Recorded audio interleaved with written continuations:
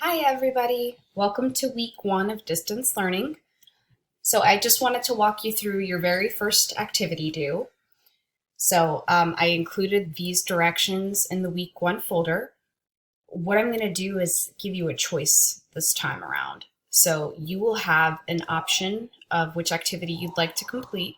It doesn't matter which one you choose. Just know that the due date is going to be on April 1st. Whichever activity you decide not to do, I'm going to excuse you from. So let me show you the first activity. It is the fun critical thinking activity. You'll see here that there are 3 different reflections for you. Okay, and the directions say you just need to respond to one. So you pick one, and then you just explain your thoughts.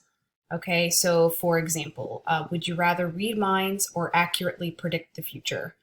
Perhaps you would rather accurately predict the future, and then you can offer a little bit of support as to why you would prefer that.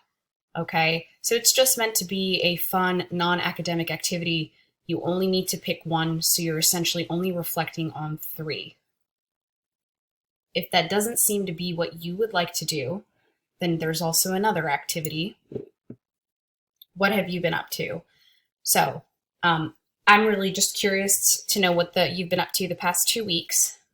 My directions say, please reflect on the last 2 weeks and discuss a positive moment or uplifting moment that you may have had that you are comfortable sharing. If you're having trouble thinking of something, you could also just use the space to reflect or just write about something on your mind.